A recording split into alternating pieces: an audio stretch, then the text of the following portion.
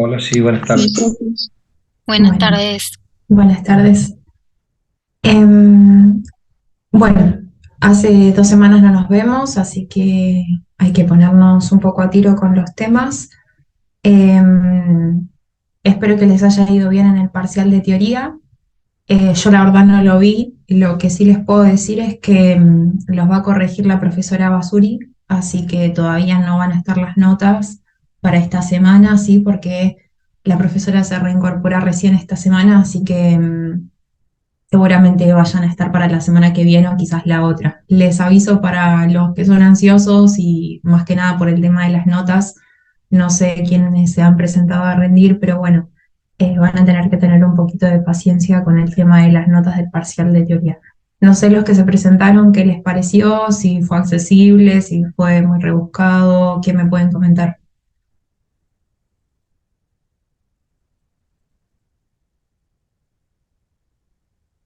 ¿Se presentaron al parcial de teoría? Algo que se acuerden, no haya que les haya quedado duda, algo que hayan tomado que consideren que no hayamos visto.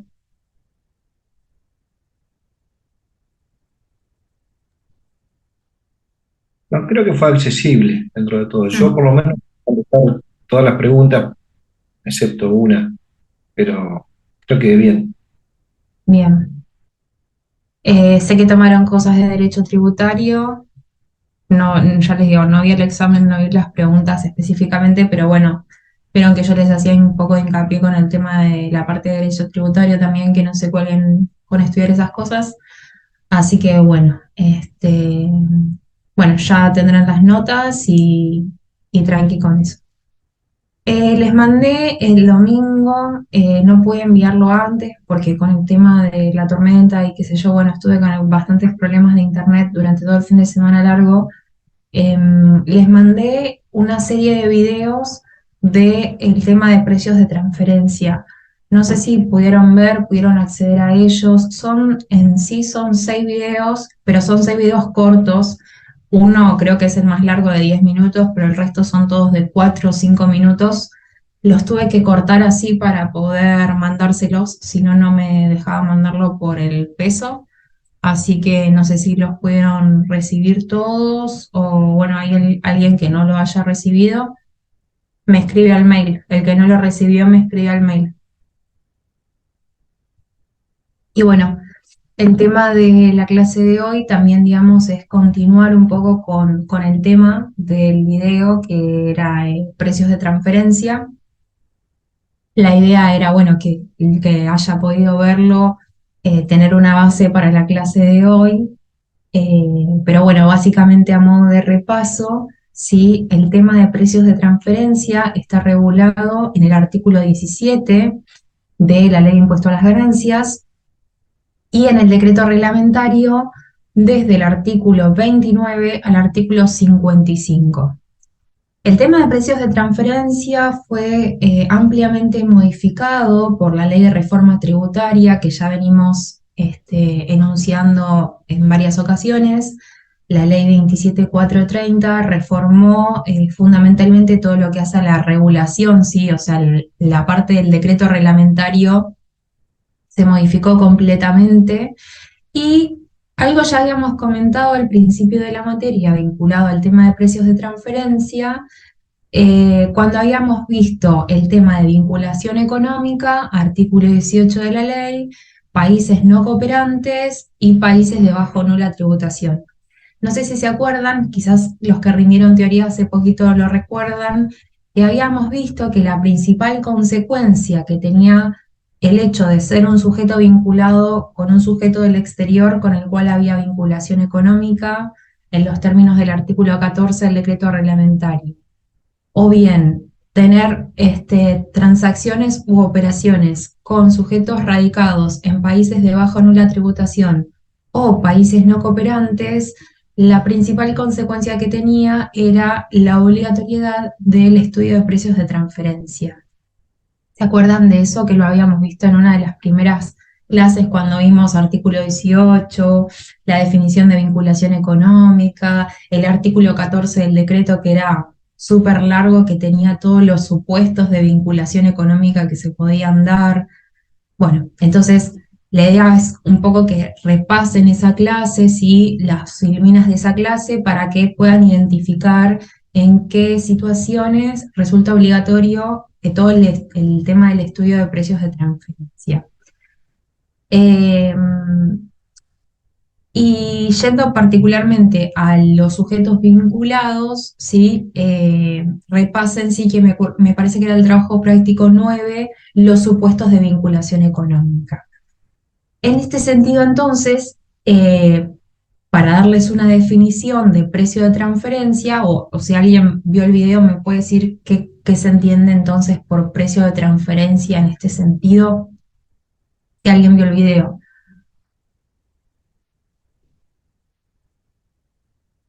Es el precio que va a estar pactado en una operación entre dos empresas que están vinculadas económicamente. Perfecto. Es el precio en una transacción, es el precio pactado en una transacción que se da entre partes vinculadas, ¿sí? ¿Y qué lo diferencia de un precio en condiciones de mercado, justamente? ¿O cuál es la diferencia entre un precio pactado entre partes vinculadas y el precio pactado en condiciones de mercado, es decir, entre sujetos no vinculados? ¿Qué diferencia entienden que puede llegar a haber desde el punto de vista económico? Algún tipo de beneficio, o por ejemplo, el ejemplo que estaba ahí era que no tenía beneficios de utilidad, sino que beneficios eh, que perjudicaban, o sea, que era más beneficioso para una empresa que perjudicaban al país donde estaba ubicada esa empresa. Claro. Entonces, lo que se da justamente en una operación entre partes vinculadas es que no están las fuerzas del mercado para pactar esos precios como si fueran partes independientes. Entonces, el hecho de que no existan las fuerzas de mercado para pactar un precio independiente puede hacer justamente que se reduzca el precio de la operación y eso erosione la base imponible. Erosione la base imponible significa reduzca la base imponible. Si se reduce la base imponible, ¿qué pasa? Se reduce el impuesto y puede llegar a perjudicar al país, ya sea de residencia, donde está radicada la empresa, la casa matriz o la subsidiaria, dependiendo de cuál sea el país que tenga mayor alícuota o menor alícuota, ¿sí?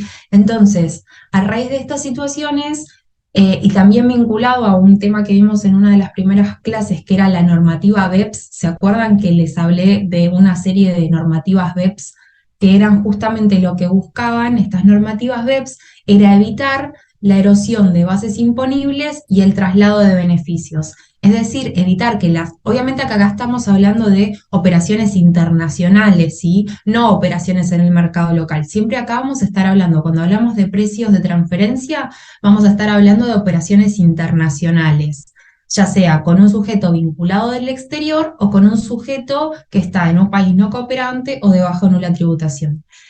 Entonces, para evitar justamente que las empresas multinacionales trasladen los beneficios a los países donde la carga tributaria es menor, se creó este paquete de normativas BEPS que dio origen a la reforma del artículo 17 y a la reforma de lo que es el decreto reglamentario, que es como está textualmente ahora. Ustedes fíjense que el decreto reglamentario va del artículo 29 al artículo 55 solamente regulando un artículo de la ley, que es el artículo 17. Entonces, es un tema en el cual, digamos, se puso mucho hincapié en lo que fue la reforma de la ley 27430 en diciembre del 2017. Entonces, existiendo, les pido un segundito que estoy recibiendo un llamado, en un minuto vuelvo, denme un segundo. Ya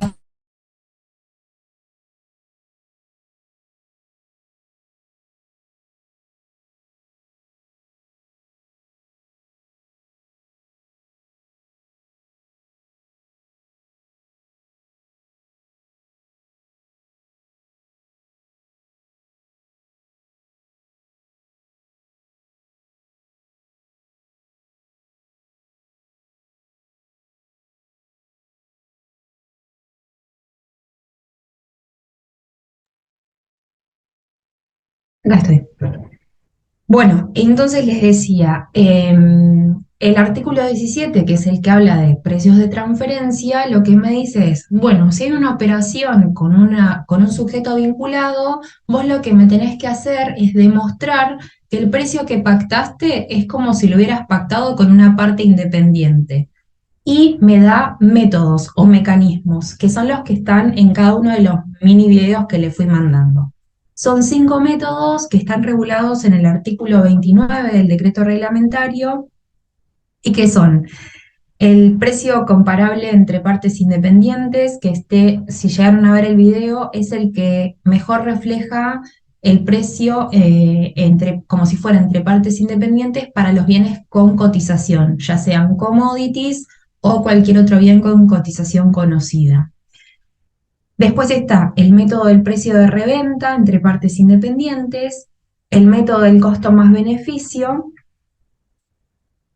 el método de división de ganancia y el método del margen neto de la transacción. Son 5 métodos entonces que están enunciados en el artículo 17, quinto párrafo. ¿Cuál es el método que tienen que seleccionar para poder demostrarle al fisco, es decir, a la AFIP, que el precio pactado en una operación entre vinculados es el que mejor refleja que la operación fue realizada como si fuera con un independiente? ¿Cuál creen que es el método que deberían, o si vieron el video lo pueden tratar de razonar por ahí? ¿Qué método va a resultar de aplicación? ¿Hay preferencia de uno por otro? El que tenga Comparable. más adecuado, a que sea más adecuado el tipo de transacción que se realiza. Exactamente. Más específicamente, el artículo 30 del decreto reglamentario me dice que el método a utilizar va a ser exactamente, muy bien, Lucía, el que mejor refleje la realidad económica de la operación. Y esto tiene que ver con un principio fundamental del derecho tributario, que es el principio de la realidad económica, ¿sí? Independientemente de las figuras jurídicas que se utilicen para celebrar los contratos, lo más importante es cuál es la realidad económica que está por trasfondo de esa operación. Entonces, el método a utilizar va a ser el que mejor refleje la realidad económica de la operación. Y ahí el artículo 30 me da, digamos, una serie de consideraciones que yo tendría que tener en cuenta a la hora de seleccionar el método. Respecto a este tema, digamos, el tema en general de precios de transferencia y algo ya les había adelantado en clases anteriores, la realidad es que el tema de precios de transferencia es un tema muy complejo, tiene que ver con el comercio internacional, digamos, no es lo que un contador común y corriente está acostumbrado a hacer o a liquidar, digamos. Piensen que no sé si alguno trabaja en alguna de las Big Four, no sé, Price o alguna de esas. Piensen que en esos tipos de estudios hay personas que solamente hacen precios de transferencia, o sea, es un tema súper específico, pero que con la incorporación de la Argentina a lo que fue la OCDE y a este conjunto de paquetes BEPS está cobrando mayor importancia, cada vez más con el transcurso de los años. Entonces, digamos, desde el punto de vista teórico-técnico, yo voy a tratar de transmitirle la mayor cantidad de información posible, pero teniendo en consideración que primero, no tuve, digamos, nunca un caso en la práctica de lo que fue un precio de transferencia o un cliente que realiza este tipo de operaciones internacionales, así que, digamos, entre lo poquito que hay en la doctrina, más lo que hay en el decreto, más lo que hay en la ley, más lo que hay en la resolución general, voy a intentar transmitirles los conocimientos, digamos, las ideas fuerza del tema, de la temática, ¿sí? Ya les digo, no soy especialista en la materia, ni me especializo en precios de transferencia, ni nada por el estilo. La verdad que es un tema que a mí también me resulta complejo, pero bueno, la realidad es que está en la ley, está en el decreto y ustedes lo tienen que conocer, ¿sí? Así que bueno, si les parece, continuando con el hilo de los videos que les mandé, vamos a intentar dilucidar la resolución del trabajo práctico 64, creo que es, digamos, la aplicación en la práctica de lo que es un estudio de precio de transferencia, ¿sí? Vamos a utilizar de los 5 métodos uno solo. Ustedes tienen en los videos alguna ejemplificación muy sencilla de cada uno de los métodos. Si alguno lo pudo ver, van a ver que es, digamos, una ejemplificación muy sencilla, pero es para que ustedes traten de poder hacer tangible lo que dice el decreto reglamentario en el artículo 29. Básicamente el método que vamos a ver hoy es el método, vamos a ver dos métodos. Vamos a ver el método el segundo, el de precio de reventa, y vamos a ver un caso particular de precio comparable, ¿sí? El que se utiliza para los bienes con cotización. Lo que sí les voy a pedir es que me ayuden con la lectura. Si yo les mandé este material por mail para que también lo puedan seguir ustedes, digamos, ahora en la clase, y que no se les haga tan dificultoso, digamos, la comprensión de la clase. Esto es lo que yo les mandé hoy. Acá les agregué, que esto no lo tienen, que es lo que les acabo de enumerar, el artículo 17 de la ley, es donde está regulada la temática de precio de transferencia, el artículo 29 a 55 en el decreto reglamentario es donde está reglamentado justamente, y particularmente la Resolución General de la AFIP 4717 del 2020 reglamenta todo lo que es el régimen de información, o sea, con qué periodicidad, con qué mecanismos las empresas que realizan este tipo de operaciones internacionales le van a tener que demostrar a la AFIP que esas operaciones están celebradas a precios como si fueran entre partes independientes, por más de que sean con empresas vinculadas, ¿sí? Entonces, no sé si alguien... Vamos a analizar las transacciones entonces realizadas por la empresa La Tuerca S.A., que es una compañía radicada en Argentina y subsidiaria de La Tuerca Ltd. La Tuerca Ltd va a ser la empresa controlante que está en otro país, ¿sí? O sea, Ltd es una sigla de sociedad de otro país, no es una empresa argentina. Y determinar de corresponder los ajustes a realizar a la base imponible de impuesto a las ganancias correspondiente al ejercicio fiscal cerrado el 31/12 del 2022, de acuerdo con las regulaciones vigentes en materia de precios de transferencia. Bueno, acá lo que tienen en el enunciado es una actividad principal que realiza la empresa La Tuerca S.A. y después vamos a ver más adelante que tiene una actividad secundaria. La actividad principal es la reventa en Argentina de herramientas de uso doméstico y eléctricas de gran porte para la industria mecánica. 3. En primer lugar, tenemos como proveedor de las herramientas manuales a La Tuerca Ltd, que es la casa matriz, y La Tuerca Inc., sociedad vinculada radicada en Estados Unidos. Tanto La Tuerca Ltd como La Tuerca Inc. son empresas del mismo grupo económico, ¿sí? Que tienen la misma marca que es La Tuerca.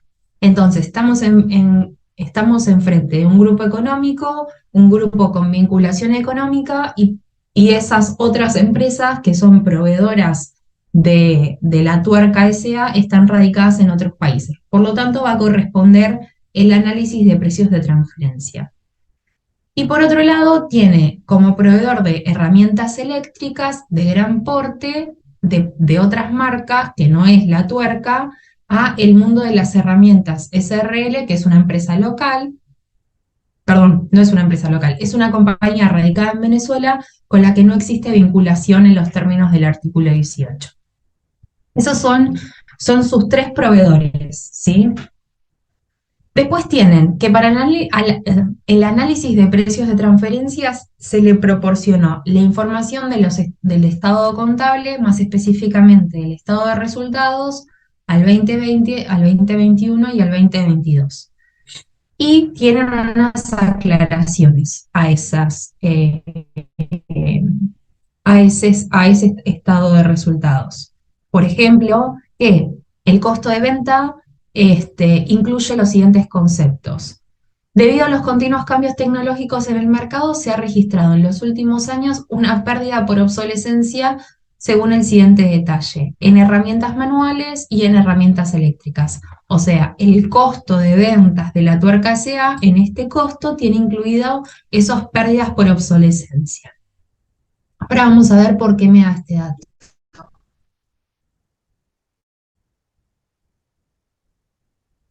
La compañía cuenta con activa evaluación en cada uno de los ejercicios. Por otro lado, compañías proveedoras del grupo, es decir, la tuerca L factura también está en el costo de ventas de la tuerca SA. Después, me dice que las garantías por defecto de fábrica de las herramientas vendidas se encuentran a cargo de la compañía. Los cargos contables en el periodo analizado fueron los siguientes, y les da los cargos por garantía de herramientas manuales y de herramientas eléctricas. Y también tienen como información adicional la cantidad vendida, esto es en cantidad, herramientas manuales, herramientas eléctricas, el monto vendido en unidades, perdón, el monto en pesos, el monto en unidades y el costo de venta en pesos. Ahora vamos a ver también por qué me da esta información. Todo esto hasta ahora es dato denunciado. Y acá me dice que en Argentina existe la compañía Todo Herramientas SRL, que se dedica a la venta de herramientas manuales de marcas competidoras de la tuerca, siendo todas ellas importadas de diversos distribuidores no vinculados, radicados en Canadá, Bolivia y Brasil. A continuación se detalla la información disponible de Todo Herramientas SRL por los últimos 3 ejercicios. Bueno, ¿por qué piensan que acá el enunciado me está dando los datos del estado de resultados de una empresa que se dedica a lo mismo, ¿sí? Se dedica también a la venta de herramientas manuales de marcas competidoras de la tuerca? Algo ya les adelanté yo y les dije que íbamos a utilizar un método que era el método del precio de reventa entre partes independientes. ¿Por qué creen que me está dando los datos del estado de resultados? ¿Qué puedo sacar yo? ¿Qué ratio puedo sacar yo a través del estado de resultados? El margen bruto. Exactamente. El margen bruto justamente es el que vamos a utilizar. Pero ¿qué pasa?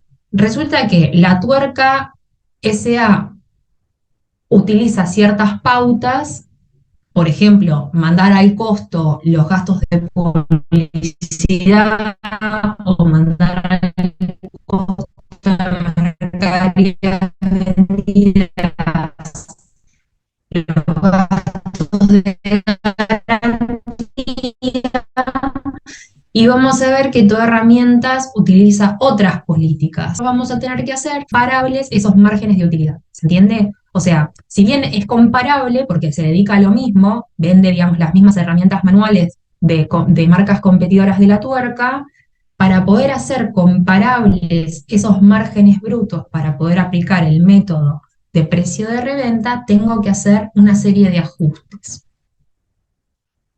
Estos datos del enunciado, gastos de intermediación, esto es todo lo que está en el estado de resultados de Todo Herramientas, SRL, que ahora lo vamos a ver en detalle cuando vayamos viendo la solución. Entonces, el método seleccionado, como ya adelantamos, es el método de precio de reventa, que está regulado en el artículo 17, quinto párrafo, y en el artículo 29, inciso B. Básicamente, como adelantamos ya en el video que les pasé, el método de precio de reventa compara el margen bruto obtenido por la empresa local, obtenido por la misma empresa, comparable interno, o un tercero independiente, comparable externo, en operaciones no controladas. Y acá tienen lo que dice el artículo 29, inciso B. El método de precio de reventa entre partes independientes consiste en al precio de adquisición de un bien o al precio de la prestación de un servicio o el de la contraprestación de cualquier otra operación entre partes relacionadas, que se determinará multiplicando el precio de reventa de un bien o de la prestación de un servicio o de cualquier otra operación celebrada con partes independientes en operaciones comparables por el resultado de disminuir en una unidad el porcentaje de utilidad bruta que hubiera sido pactada con o entre partes independientes. Entonces, el indicador que yo tengo que sacar acá es el margen de utilidad bruta. ¿Cómo se calcula el margen de utilidad bruta? Utilidad de rentabilidad. Entonces, el porcentaje de utilidad bruta resultará de relacionar la utilidad bruta con las ventas netas entre partes independientes. Es decir, si vamos al estado de resultados, sería utilidad bruta sobre ventas. Ese es el margen de utilidad. El margen de utilidad bruto, que es el indicador de rentabilidad que vamos a utilizar para calcular el precio de reventa entre partes independientes.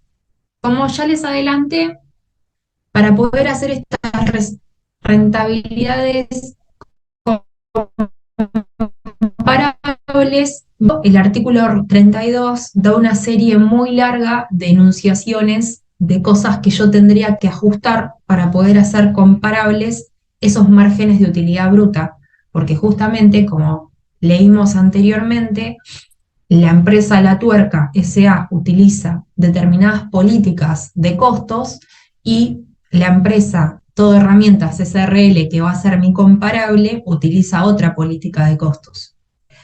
Y acá, el artículo 32, lo que me dice es: a los efectos de lo previsto en el artículo 29, serán consideradas comparables aquellas transacciones analizadas entre las que no existan diferencias que afecten significativamente los precios, los montos de las contraprestaciones o los márgenes de utilidad.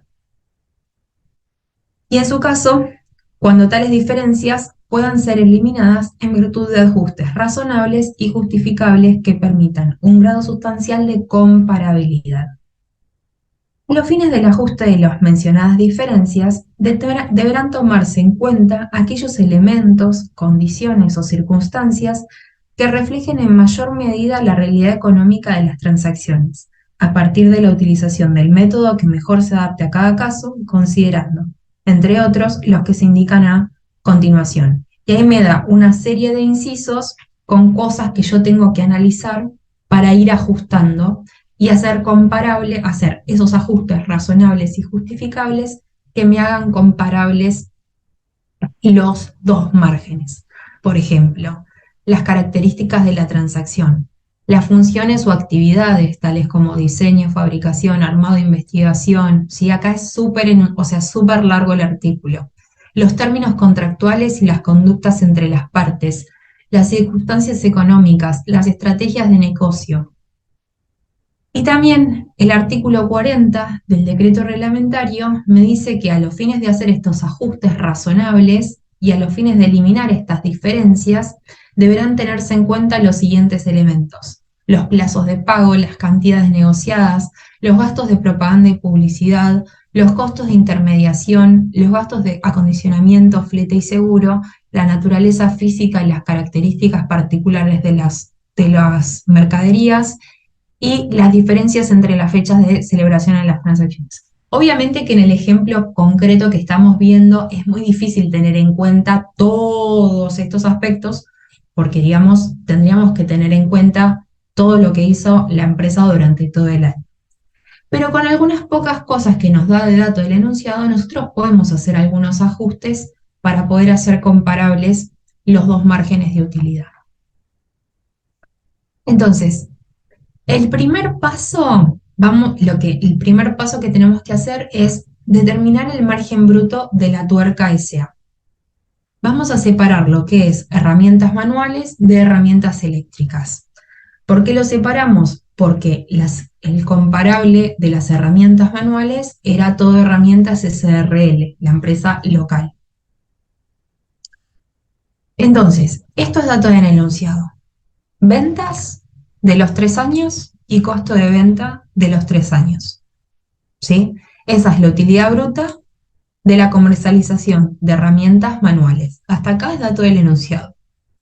Y después vamos a hacer los ajustes de comparabilidad.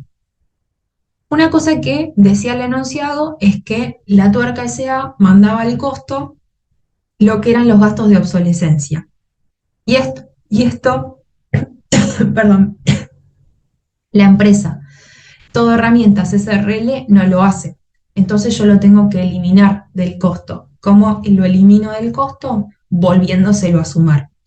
Entonces, las pérdidas por obsolescencia de las herramientas manuales las sumo, ¿sí? En cada uno de los años. Esto es dato del enunciado. Esto está, como les dije, pérdida por obsolescencia, dato del enunciado en costo de mercaderías vendidas. Solamente de las herramientas manuales.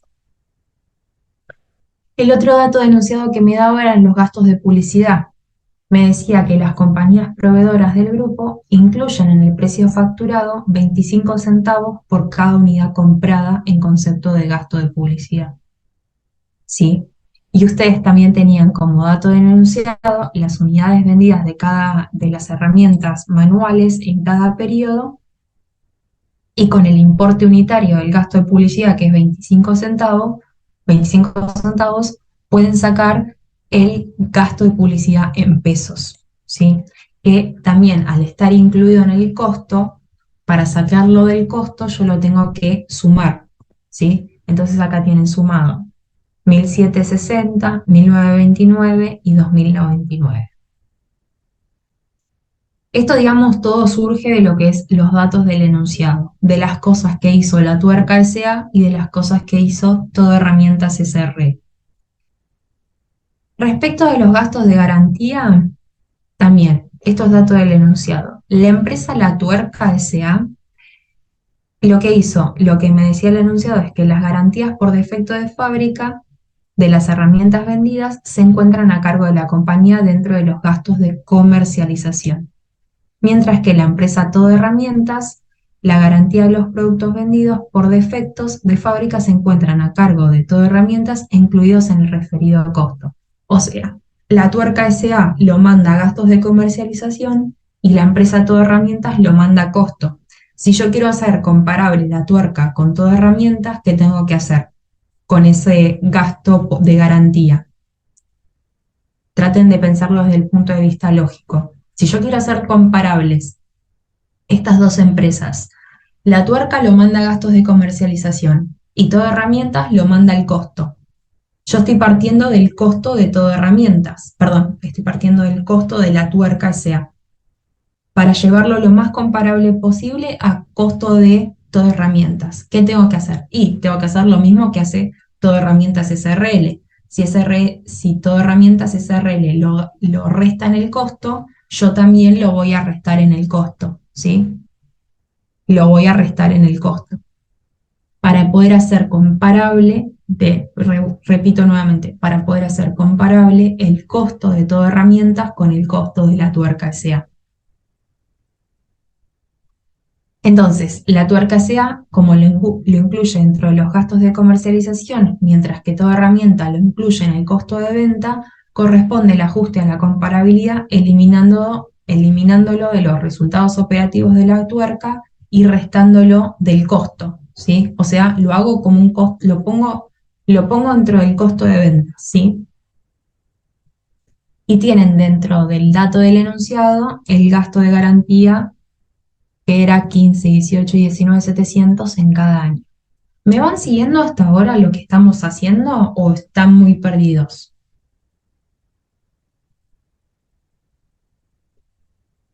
Obviamente que esto es un caso súper de laboratorio, ¿sí? Donde, como siempre digo, o como dicen los economistas, ceteris paribus, nada se modifica en el contexto.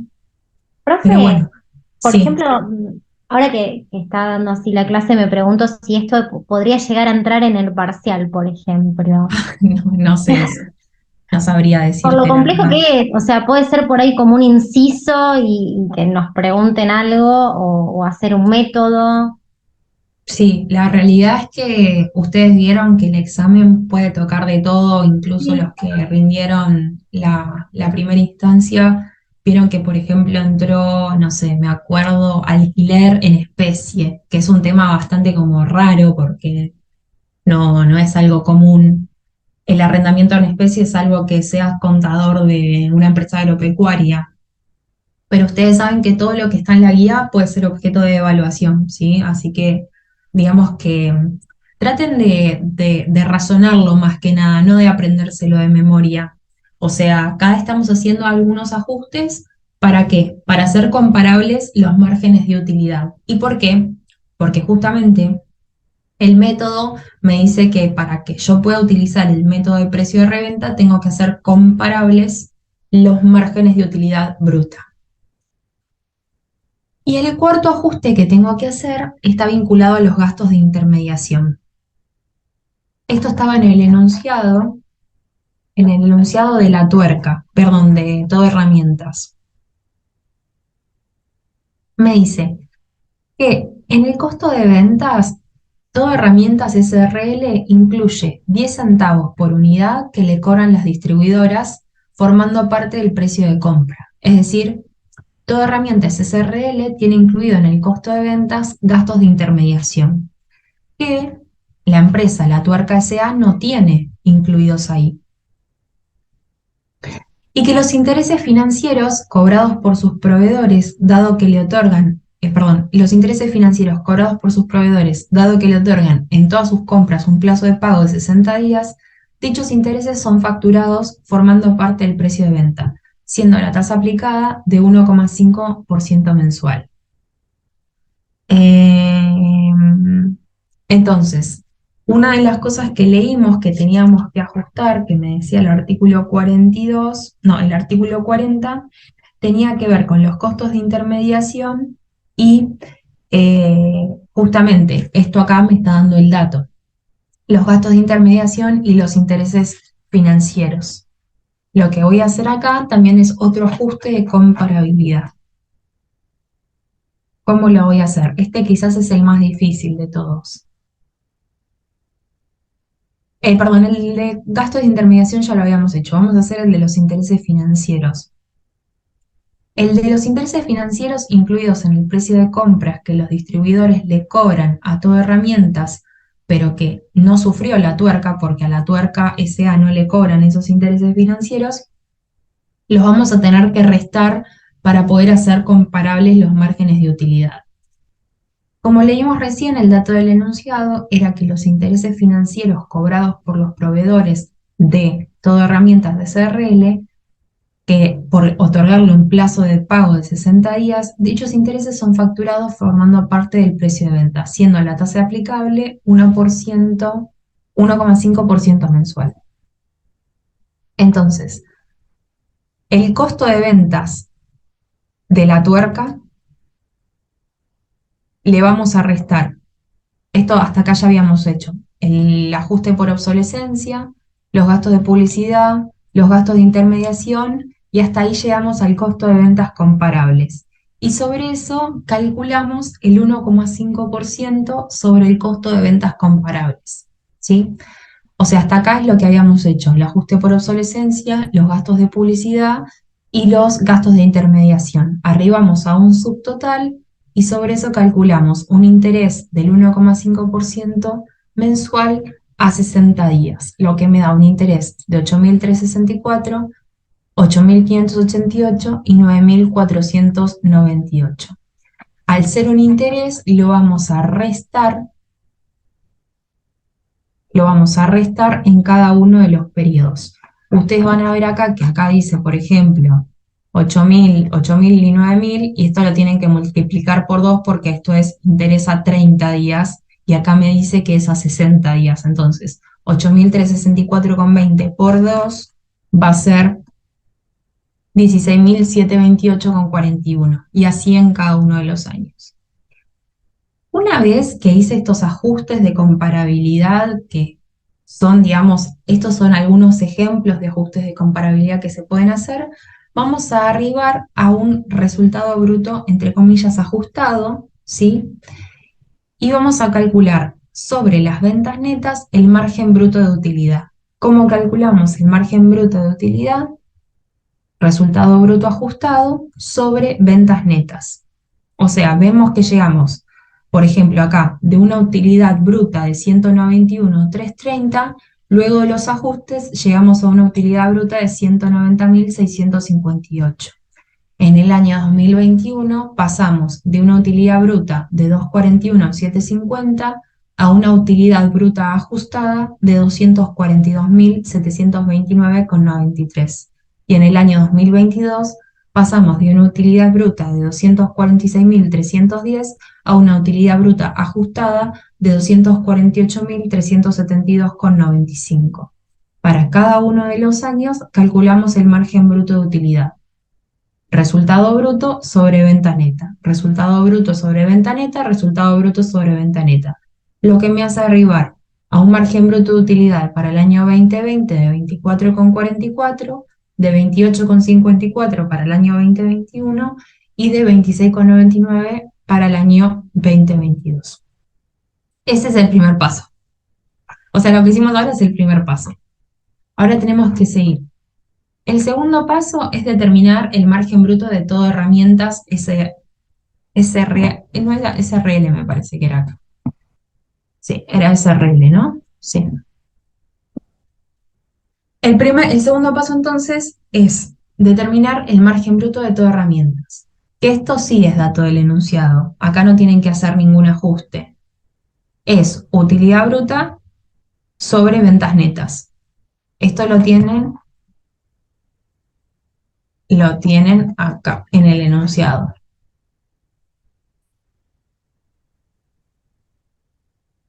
Ventas y utilidad bruta, ¿sí? Entonces sacan el margen de utilidad bruta del 2020, del 2021 y del 2022.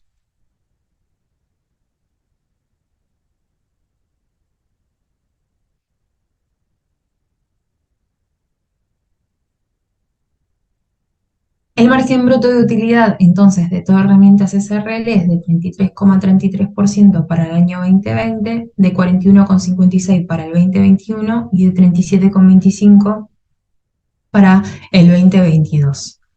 Y el tercer punto es comparar, o el tercer paso en realidad es comparar los márgenes brutos.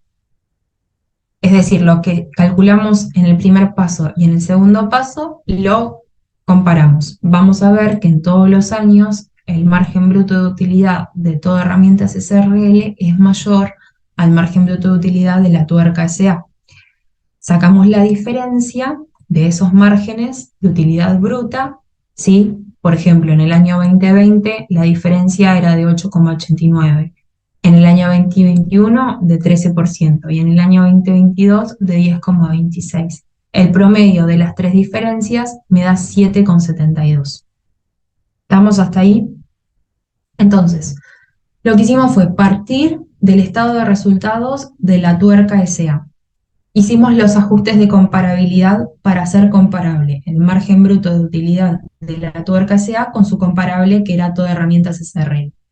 Calculamos el margen bruto ajustado de la tuerca SA. Calculamos el margen bruto de utilidad de su comparable, que era toda herramientas SRL. Comparamos ambos márgenes brutos y por último calculamos el promedio de las diferencias de estos márgenes brutos. ¿Estamos hasta ahí? Es lo que hicimos hasta ahora.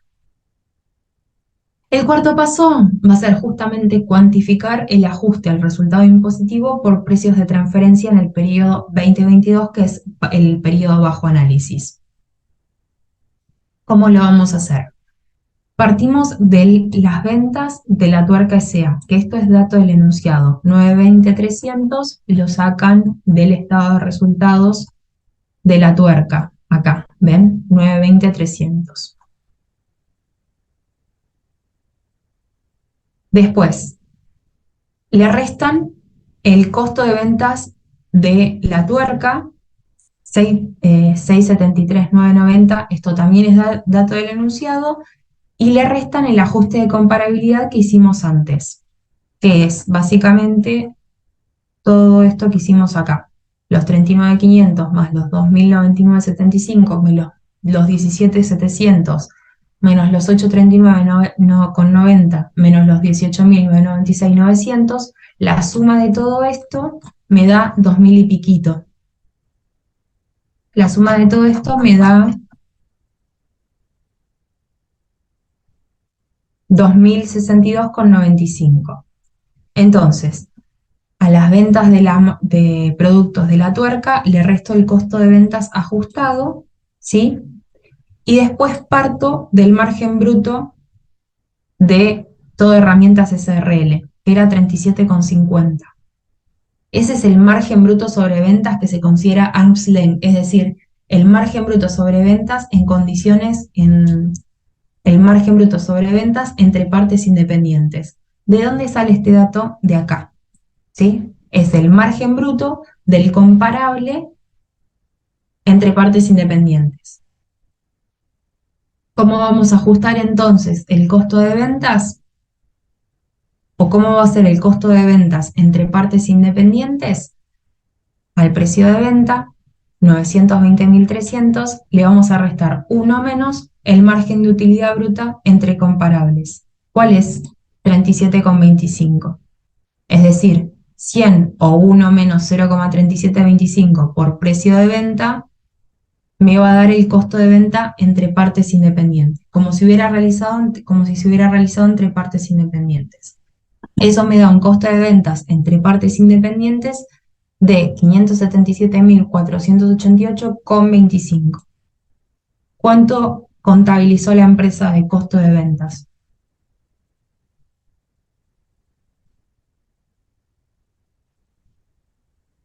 $671.927. Entonces, el costo de ventas ajustados de la tuerca, 671.927, versus el costo de ventas en condiciones de mercado, como si fuera entre partes independientes, 577.488,25, me da una diferencia de 94.438,80. Y ese es un ajuste que va por columna 2. ¿Se acuerdan, sí, cuando hacíamos los ajustes por columna 1 por columna 2? Sumando o restando al resultado contable, esta es una diferencia de ajuste por columna 2. ¿Sí? ¿Por qué piensan que es por columna 2?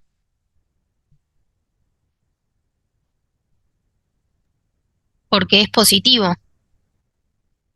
¿Por qué es positivo, decís vos?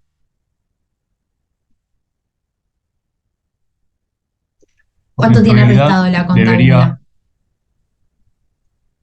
Sí, perdón, porque en realidad debería haber tenido un menor costo que el que realmente contabilizó. exactamente. Debería haber tenido un menor costo que el que efectivamente contabilizó.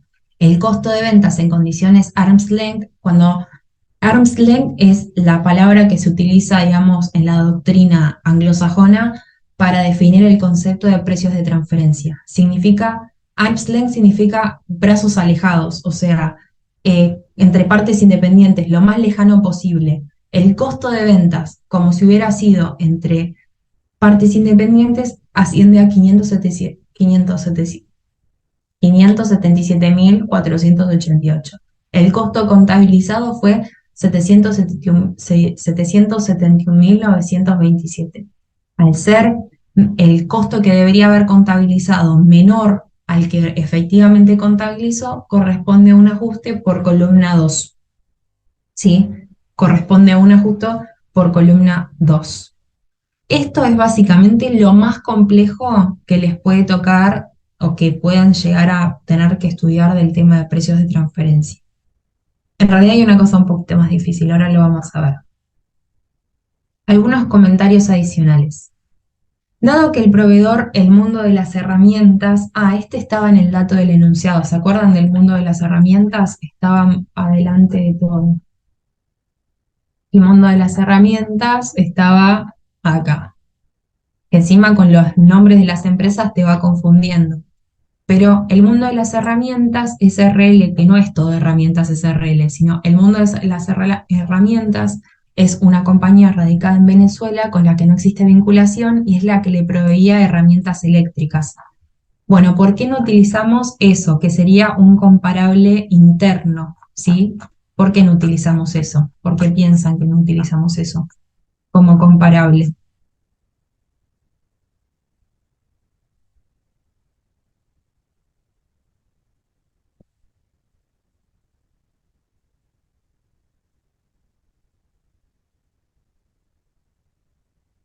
Repite, por favor, la pregunta, profe. ¿Por qué piensan que en vez de utilizar el precio al que la empresa hasta la tuerca le compra O sea, la empresa La Tuerca le compra herramientas eléctricas al mundo de las herramientas SRL, que era una sociedad no vinculada radicada en Venezuela. En ese sentido, el mundo de las herramientas SRL constituye un comparable interno, ¿sí? Constituye un comparable interno. Se da entre partes independientes, pero a nivel interno porque nuestra empresa, que es La Tuerca SRL, La Tuerca SA, también le compra. Entonces sería un comparable interno. Pero si ustedes se fijan en los volúmenes negociados de herramientas manuales y herramientas eléctricas, nada que ver. ¿A dónde está? ¿Ven? De herramientas manuales vende 780.000, mientras que de herramientas eléctricas vende 20.000. Perdón, esto es en pesos y en unidades.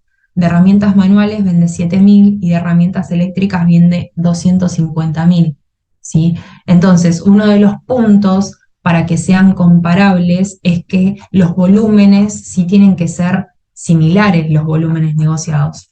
Entonces, acá yo les dejé como comentario adicional que no utilizamos el precio que le compra a herramientas, al mundo de las herramientas SRL, no utilizamos ese comparable porque los bienes no tienen características similares en cuanto a volúmenes negociados, prestaciones del producto, mercado al que está dirigido, ¿sí? En el caso planteado, debido a las diferencias existentes entre ambos tipos de mercaderías, esto es, herramientas manuales y herramientas eléctricas, debió recurrirse a la búsqueda de comparables externos. ¿Quién era el comparable externo? Todo herramientas SRL, ¿sí? ¿Se entendió esto? ¿Por qué no utilizamos el comparable interno que era el mundo de las herramientas SRL? O sea, podría haberlo utilizado si las características del producto de las herramientas manuales y las herramientas eléctricas eran similares en un primer término, y en un segundo término si los volúmenes negociados de ambos tipos de productos hubieran sido similares. Al ser tan disímiles, no puedo comparar los precios en ese sentido, no puedo comparar los márgenes, ¿sí? Y el otro punto, o el otro comentario que les dejo, es que para la cuantificación del ajuste al resultado impositivo, que es cuál es nuestra cuantificación del ajuste al resultado impositivo, esta es nuestra cuantificación. O sea, yo de todo esto, la conclusión que tengo que sacar es que como consecuencia del estudio de precios de transferencia voy a tener que hacer un ajuste, ya sea por columna 1 o por columna 2, ¿sí? Es la principal consecuencia del estudio de precios de transferencia. Si ustedes hacen entonces todo este estudio, entre comillas, y no hacen ningún ajuste, no terminaron de hacer el estudio de precios de transferencia. O sea, la consecuencia del análisis de precio de transferencia es que va a un ajuste, ya sea por columna 1 o por columna 2, dependiendo de los costos y, bueno, como vimos en el ejemplo acá. Profesora, Entonces, perdón, Sí, una pregunta. En la RG, pero el balance se debe sí, presentar al quinto, con lo cual puedo hacer el análisis de precio de transferencia después de haber presentado el balance. sí. Sí, justamente ahí es el plazo que establece la FIP para que presentes todo lo que es el estudio de precios de transferencia. Sí, Y en tal caso, en caso de haber una diferencia, se ingresa la sí, diferencia después. Ok, exacto. Se ingresa por BEP. Por ejemplo, a vos te iba a pagar impuesto a las ganancias 100.000 y con motivo de este ajuste en realidad correspondía a 102.000. Entonces esos 2.000 de diferencia lo pagas mediante BEP. bien. Y si es al revés, por ejemplo, en el caso de que hubiese sido al Un ajuste revés, por columna 1. claro, pero en ese caso también debe informarse o la FIP Sí, en realidad lo que busca es que no estés reduciendo tu base base. imponible. Sí, Sí, en las dos situaciones hay que cumplir con el régimen informativo, porque lo que te da ok, la obligatoriedad de cumplir con el régimen informativo es la realización de las operaciones internacionales con sujetos vinculados en el exterior, o con países no cooperantes o con países de bajo nula tributación. Bien, gracias. De nada. Bueno, entonces, para la cuantificación del ajuste al resultado impositivo por precio de transferencia, se ha tomado como margen bruto arm's length el correspondiente al año 2022 y no un promedio de los 3 años analizados, debido a que los márgenes brutos de la compañía comparable y de la parte sometida a prueba no estarían incididos por fluctuaciones económicas diferentes, dado que ambas están ubicadas en el mismo país.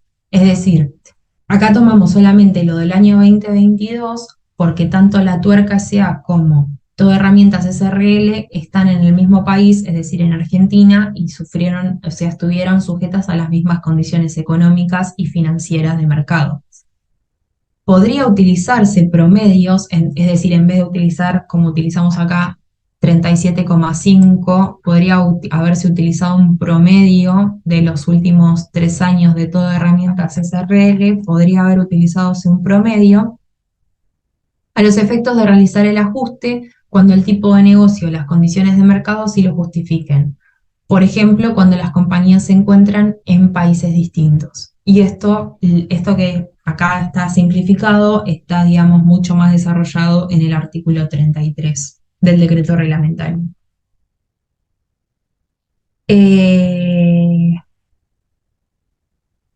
Bueno, ¿qué pasa? Me faltaba el de la actividad secundaria. Antes de pasar al de la actividad secundaria, ¿qué pasa si existen 2 o más transacciones comparables? O sea, ¿qué pasa si en realidad no hay un solo comparable, sino que hay más de un comparable? ¿Cuál elijo? Por ejemplo, supónganse en el ejemplo que vimos recién, supónganse que no solamente Todo Herramientas SRL era comparable, sino que había varias empresas que eran comparables. ¿Con cuál me quedo para elegir el método y decir, bueno, utilizo esta margen como comparable para demostrar que pacté mi precio en condiciones de partes independientes? Bueno, no lo van a saber. La respuesta está en el decreto reglamentario, en el artículo 42 del decreto reglamentario, y el artículo 42 del decreto reglamentario me dice que cuando por aplicación de alguno de los métodos, que alude el quinto párrafo del artículo 17, que son los 5 métodos que les enuncié, hubiesen 2 o más transacciones comparables, se deberá determinar la mediana y el rango intercuartil de los precios, de los montos de las contraprestaciones o de los márgenes de utilidad. ¿Ustedes ya cursaron estadística? ¿Sí? Sí. Bueno, Sí, esto es estadística. Mediana y rango intercuartil es estadística. Si el precio, el monto de la contraprestación o el margen de la utilidad fijado por el contribuyente se encuentra dentro del rango intercuartil, se considera que el precio pactado con la vinculada está en condiciones como si fuera entre partes independientes. Caso contrario, es decir, si el monto de la contraprestación, el margen de utilidad o el precio pactado está por fuera del rango intercuartil, se considera como precio arm's length, o sea, como precio entre parte independiente a la mediana, el valor de la mediana. Acá yo les voy a dejar un ejemplo que en realidad es el ejemplo que está en el trabajo práctico 65. Acá tienen todo el desarrollo del trabajo práctico 65, que es calcular el rango intercuartil. ¿Ven cómo se calcula? Entonces, están todos los pasos para calcular el rango intercuartil, el valor de la mediana, y van a ver si el margen bruto pactado en la transacción está dentro o fuera de ese rango intercuartil. Van a ver que el margen bruto pactado está por fuera del rango intercuartil, y al estar fuera del rango intercuartil, el precio considerado entre partes independientes es la mediana. La mediana que van a calcular es 40, ¿sí? Entonces, en función de ese valor de la mediana, van a hacer el ajuste. Pero bueno, esto es algo como ya lo complicado de lo complicado. O sea, ya de por sí es un tema complejo, cálculo de rango intercuartil y mediana es complejo al cuadrado. Digamos, no tengo mucho más para transmitirles de lo que está acá en el material que tienen. Es un caso, digamos que la única forma que tienen de entenderlo es con este ejemplo. No hay mucho más, ¿sí? Digamos, lo que tienen que saber conceptualmente es que si hay más de un comparable, me tengo que basar en la estadística y tengo que calcular rango intercuartil y mediana. Si el precio pactado está dentro del rango intercuartil, joya, el precio se considera entre partes independientes. Si el precio pactado está por fuera del rango intercuartil, mi precio entre parte independiente va a ser el valor de la mediana. ¿Sí? Esas como las dos principales conclusiones con las que se tienen que quedar cuando hay dos o más comparables. ¿Dónde está esto? En el artículo 42 del decreto reglamentario. Y tienen la ejemplificación con todo el desarrollo que les dejo con todos los comentarios de un ejemplo práctico de esto. Este material lo recibieron todos, ¿no? Ya sea los que están en comisión 4 como los que están como oyentes los recibieron todos, ¿no? Bueno, y nos quedaba el caso de recuerdan que al principio del desarrollo del ejercicio les dije que tenía como actividad principal el tema de las herramientas, pero también tiene una actividad secundaria que tiene en el estado de resultados, lo tenían identificado acá.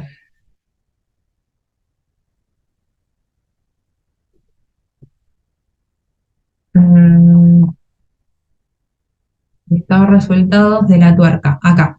Ven que acá dice otros ingresos netos punto 2, 141.200. Bueno, esos otros ingresos netos punto 2 es la actividad secundaria. Y ahora vamos a ver de qué se trata. Bajo otra vez.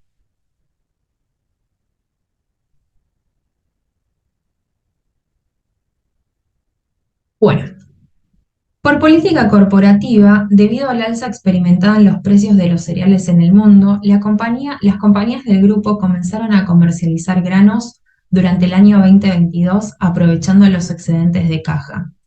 En el caso de la Tuerca S.A., adquirió maíz a compañías cerealeras locales para su posterior reventa a una intermediaria del grupo radicada en la República del Paraguay, la que se encuentra dedicada en un 100% a operaciones de intermediación de esta clase de bienes entre empresas del grupo y compradores independientes en distintas partes del mundo, representando sus operaciones de comercio internacional con otros integrantes del grupo distinto de la Tuerca, más de un 60% del total de operaciones concertadas en el año 2020 y cerrando fecha 31/12 del 2022. El detalle de ventas de maíz efectuados por la Tuerca S.A., que surge de contratos no registrados oportunamente ante la AFIP durante el ejercicio 2022, es el siguiente. Y acá tienen la fecha de la operación, la cantidad de kilos vendidos de cereal, el precio pactado, el costo y la cotización de la fecha de carga. Es importante destacar, todo esto sigue siendo dato denunciado, que del análisis funcional y de comparabilidad realizado sobre el intermediado radicado en el Paraguay, para el mismo periodo fiscal cerrado el 31/12 del 2022, resultó las siguientes conclusiones. Porcentaje del margen neto de la transacción por operaciones de reventa efectuadas de productos revendidos previamente adquiridos a la Tuerca, 2,5. Porcentaje de la mediana de los comparables externos, 4%. Nota, los ingresos por venta y el costo de venta asociado a esta actividad secundaria han sido expuestos por la compañía bajo el rubro otros ingresos netos del estado de resultados, que es lo que les mostré más arriba donde estaba en el estado de resultados.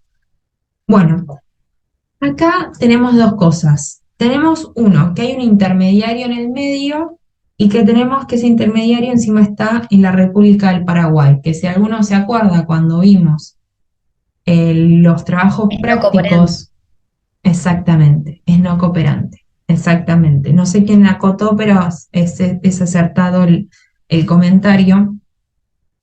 El Paraguay es un país no cooperante, con lo cual ya sabemos que va a estudios de precios de transferencia.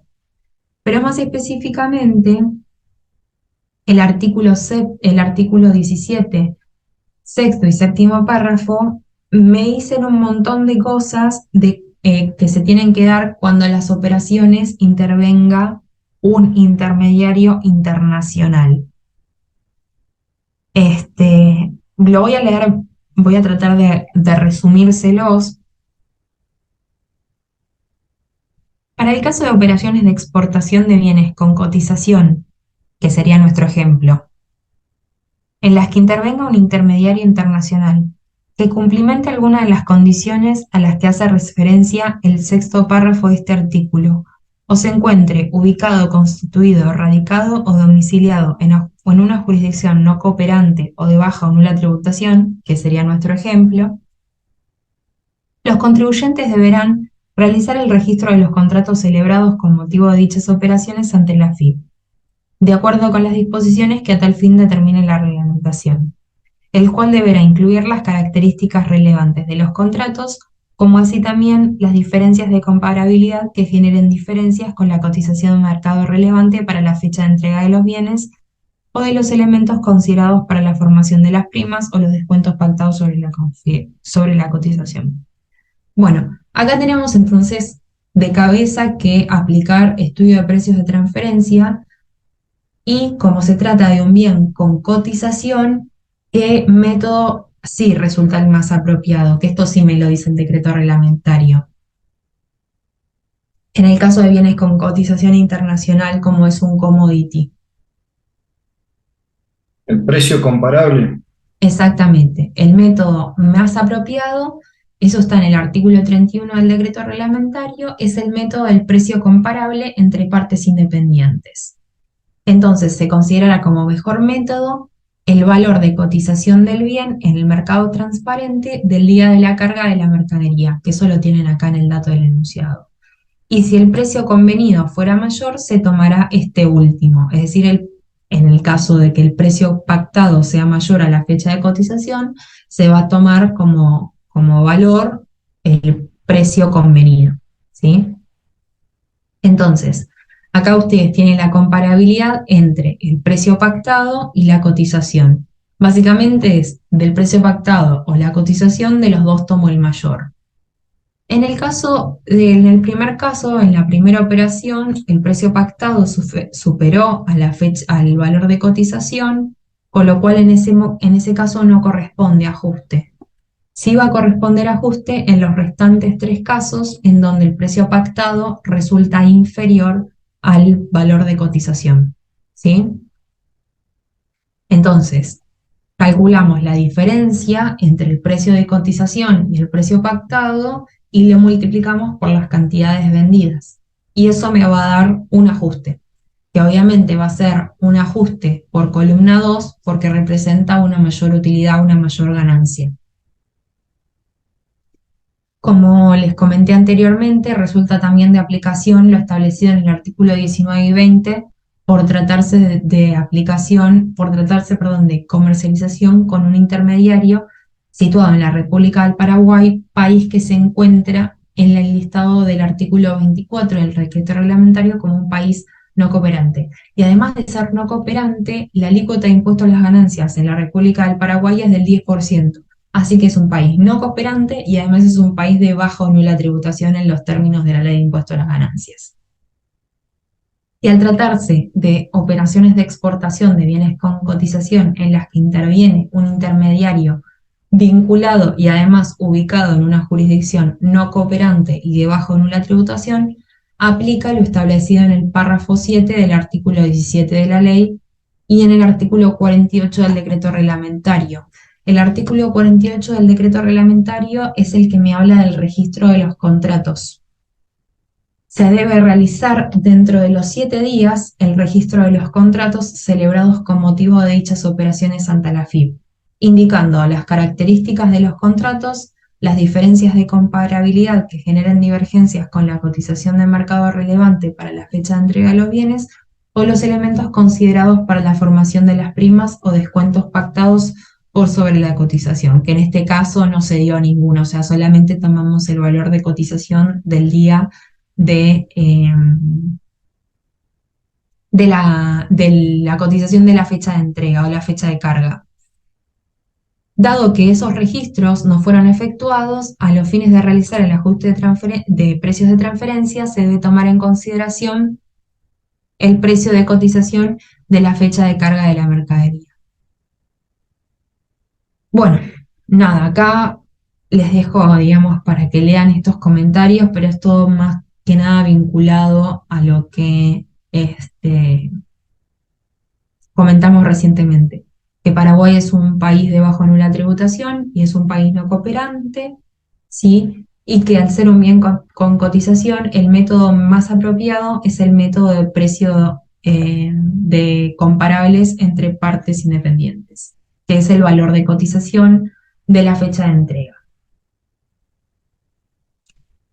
Bueno, no tengo mucho más para agregarles de este tema. Lo que sí me gustaría hacer es una breve ejercitación súper conceptual y súper, digamos, nada complejo. Quiero dejar de compartir y no puedo. Acá. Un ejercicio muy sencillo, donde ustedes tienen que identificar si resulta de aplicación o no el estudio de precios de transferencia. Ustedes quizás subestimaron bastante los ejercicios que yo doy acá en clase, pero si alguno se dio cuenta, algunas cosas que yo di acá como ejercicio de repaso después estaban en los exámenes. Así que traten de hacerlos, digamos, a conciencia, ¿sí? Estos ejercicios. Obviamente que entiendo que es un tema difícil de entender, que ustedes ya vienen con todo el bagaje de toda la materia acumulada hasta ahora, pero digamos, básicamente es un ejemplo o un ejercicio donde tienen que identificar si tienen que aplicar precio de transferencia o no tienen que aplicar precio de transferencia, basándose en la noción fundamental de cuándo sí resulta de aplicación del precio de transferencia, cuándo sí resulta de aplicación los precios de transferencia, en 3 situaciones. Cuando hay operaciones internacionales con sujetos vinculados y esos sujetos vinculados están en el exterior, cuando se realizan operaciones internacionales con sujetos que están en países de baja o nula tributación, o cuando se realizan operaciones internacionales con sujetos que están en países no cooperantes. Esas son las 3 situaciones que pueden dar lugar al estudio de precios de transferencia.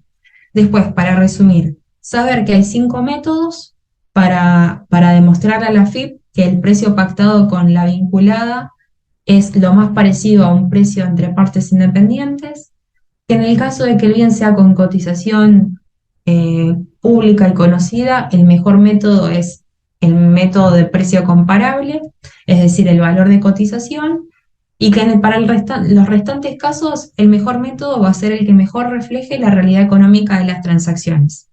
Después, ¿cómo se aplica cada método? ¿Qué es el método 1, el método 2, el método 3? Y todas las complejidades que vimos en la aplicación práctica de esto son, digamos, más al fino, ¿sí? Pero, digamos, las nociones generales del precio de transferencia las tienen que tener sí o sí. ¿Qué es esto que les transmití recién? ¿Cuándo corresponde el estudio del precio de transferencia? ¿Cuáles son los métodos que existen? Quizás, ¿qué pasa si hay un intermediario internacional, que es lo que está en el 7º párrafo que leímos recién? Pero bueno, no creo que vaya más allá de esto. Yo es lo que pienso, pero bueno, tampoco quiero decirles una cosa sobre la cual no tengo certeza. Les voy a compartir la actividad para que la realicen y nos tomamos 5 o 10 minutitos para continuar con el otro tema de la clase de hoy, que es transparencia fiscal internacional. Ya, denme un minuto que encuentro el formulario de Google.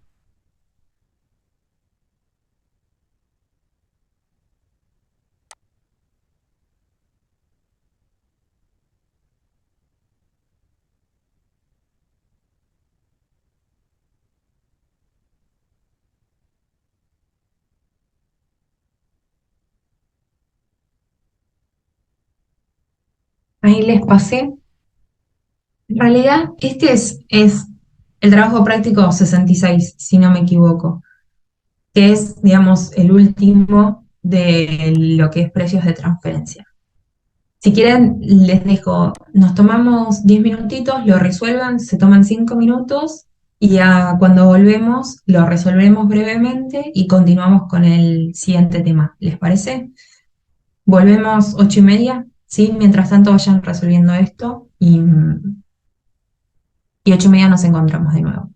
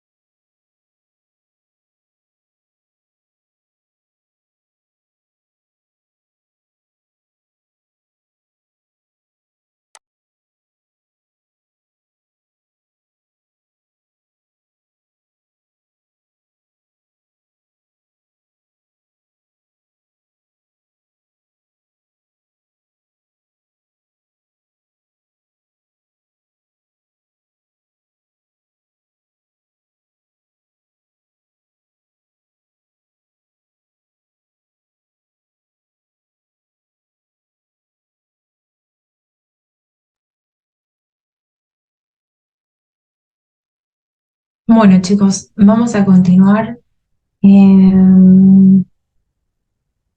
Vamos a ver qué contestaron.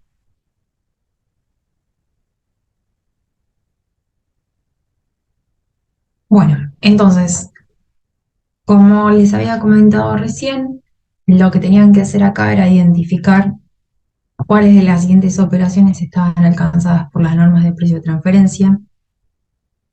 El primer caso era una sociedad anónima, empresa textil que fabrica prendas de vestir en Hurlingham. En el año 2022 importó telas desde Paraguay, país no cooperante, comprado a diferentes empresas independientes por 4 millones. Bien, en este caso resulta de aplicación el tema del estudio de precios de transferencia porque se está realizando una operación internacional con un sujeto que está radicado en un país no cooperante, independientemente de que la empresa o las empresas a las que le compre no sean vinculadas. ¿Sí? Al estar radicado en un país no cooperante, resulta de aplicación el estudio de precios de transferencia. Una curtiembre de La Plata exportó cueros a una empresa independiente en Alemania por 8 millones de pesos durante todo el año 2022. Bueno, acá muy bien contestó la mayoría que no está alcanzado por las normas de precios de transferencia porque no se cumplen ninguno de los tres supuestos. No es un sujeto vinculado, no es un país de baja o nula tributación y no es un país no cooperante. La filial de un laboratorio español importó en el año 2022 vacunas para revender en el mercado local por 50 millones. Bueno, acá muy bien contestó el 77%, la filial de un laboratorio español, o sea, la filial en Argentina de una controlante que está en España, o sea, hay vinculación económica en los términos del artículo 18 y del artículo 14 del decreto reglamentario, ¿sí? Tenemos una filial en Argentina de una controlante que está en España. Entonces, en ese caso, hay operación internacional con un sujeto vinculado al exterior, corresponde el estudio de precios de transferencia. Y después me dice que un productor local de aceite de maíz exportó en el 2022 por 7,5 millones a un país cuya tasa de impuesto a la renta empresaria es del 8%. Y acá muy bien contestó casi el 100%, ¿sí? Está alcanzado por normas de precios de transferencia porque ese país es considerado un país de baja o nula tributación.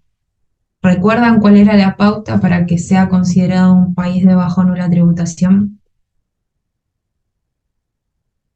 Estaba en el artículo 10, en el 18 es de vinculación económica, en el 19 es no cooperante, en el artículo 20 son las jurisdicciones de baja o nula tributación. A todos los efectos previstos en esta ley, cualquier referencia efectuada a jurisdicciones de baja o nula tributación deberá entenderse referida a aquellos países que establezcan una tributación máxima a la renta empresaria inferior al 60% de la alícuota mínima contemplada en la escala del artículo 73. ¿Cuál es la alícuota mínima contemplada en el artículo 73? ¿El 15% era, no? ¿No? ¿Cuál era la alícuota mínima del artículo 73? ¿Cuál es? 25%. Exacto. Y el 60% de eso, como bien dijiste Marcelo, es el 15%. O sea, si la alícuota de estos países es menor al 15%, es considerado un país de baja o nula tributación.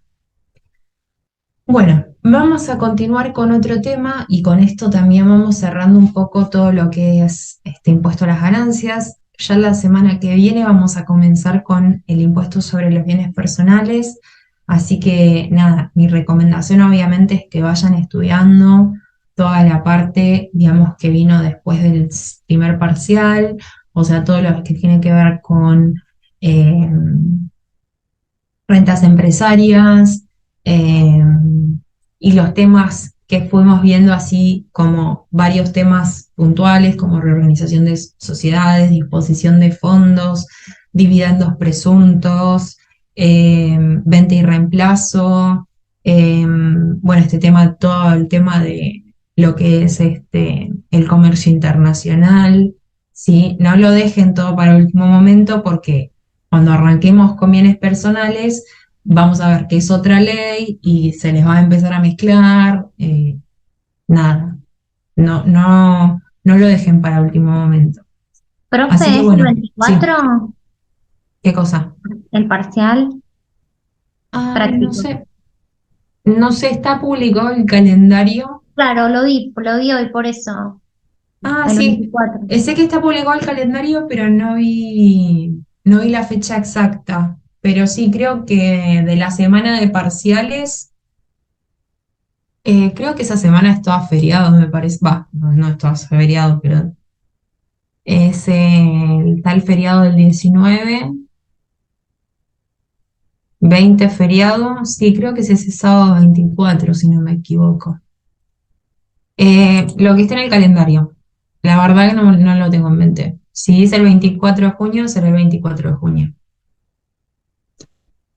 Bueno, les decía que el otro tema que tengo pendientes para darles vinculados al impuesto a las ganancias es el tema de transparencia fiscal internacional, que también viene un poco de la mano con toda esta norma de paquetes BEPS que venimos estudiando hasta ahora, y también todo este tema fue radicalmente modificado con la ley de reforma tributaria, la 27430. Así que también todo lo que vamos a ver ahora sufrió modificaciones en diciembre del 2017.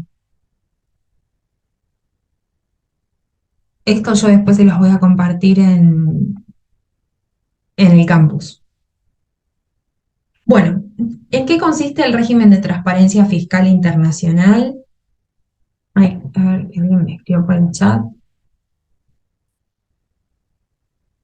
El 56 lo vieron con el profesor Leonardo.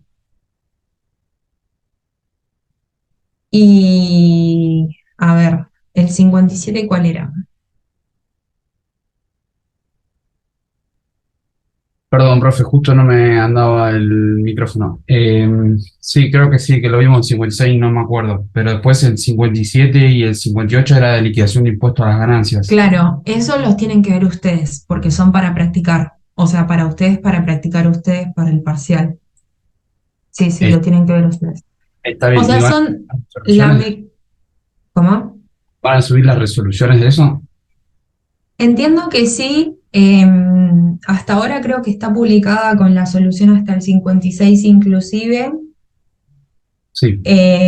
Creo que el profesor Ferrario iba a subir el resto de las soluciones. Quizás ahora sube hasta estos temas, que es, digamos, lo que termina siendo de ganancias, y después más adelante sube lo que es de bienes personales. Dale, gracias. Yo voy a revisar más cerca de la fecha de parcial, si no se las llegan a subir. Yo creo que tengo las soluciones de esos trabajos, así que cualquier cosa más cerca de la fecha de examen les paso para que, nada, para que tengan para comparar con lo que fueron practicando. Gracias. De nada. Bueno, esperen que me perdí. Y bueno, entonces les decía que el régimen de transparencia fiscal internacional sufrió modificaciones en diciembre del 2017 con la ley de reforma tributaria, la 27430, y básicamente el régimen de transparencia fiscal internacional tiene que ver con normas de imputación de la renta. ¿Se acuerdan cuando vimos los criterios de imputación previstos en el artículo 24?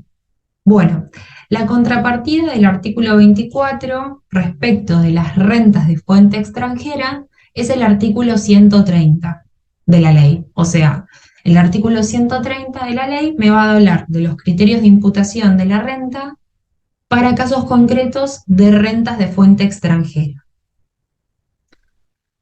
Más específicamente, lo que hace al régimen de transparencia fiscal internacional está regulado en el inciso D, E y F del artículo 130. Eso es lo que vamos a ver ahora, el artículo D, E y F del artículo 130. Pero bueno, básicamente, entonces, el régimen de transparencia fiscal internacional es una cuestión de imputación de rentas de fuente extranjera cuando un sujeto residente en nuestro país obtiene rentas de fuente extranjera a través de una inversión en el exterior.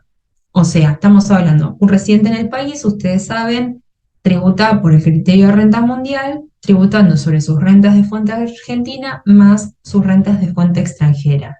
Lo que me va a hacer en el artículo 130, en los artículos D, E y F, es decirme cómo tengo que imputar la renta cuando el sujeto del país obtiene determinadas rentas a través de inversiones financieras, a través de inversiones realizadas mediante diferentes vehículos, ¿sí? Que ahora vamos a ver cuáles son. El objetivo de este régimen o de estas normas de transparencia fiscal internacional es evitar el diferimiento en la imputación de los resultados de fuente extranjera. Evitar el diferimiento de los resultados, evitar el diferimiento en la imputación de los resultados de fuente extranjera. ¿Por qué? Porque vamos a ver que estos tres incisos plantean situaciones en donde el sujeto residente en el país tiene el control en distintos tipos de entes radicados en el exterior. Entonces, ustedes piénsenlo desde el punto de vista de una sociedad en Argentina. En una sociedad de Argentina, ¿cuándo tributan los accionistas? ¿Cuándo tributan los accionistas? Respecto de una sociedad en el país. Una sociedad en el país que tiene accionistas. Esos accionistas, ¿cuándo tributan? ¿En qué momento tributan? Cuando hay distribución de dividendos, puede ser. Exactamente. Cuando hay distribución de dividendos. Hasta tanto no haya distribución de dividendos, no hay ganancia agravada en cabeza de los accionistas. Ahora piensen, si un sujeto del país tiene el control respecto de un ente en el exterior, lo que puede hacer es evitar justamente evitar la imputación de la renta, difiriendo constantemente la distribución de utilidades. ¿Por qué? Porque dice, no, yo tengo el control, entonces decido que no haya distribución de utilidades, entonces decido que sobre esas utilidades no se me perciba impuesto a las ganancias. Entonces, lo que va a haber acá son reglas, ¿sí? ¿Cómo se llaman? Reglas CFC o CFC Rules, por su denominación en inglés,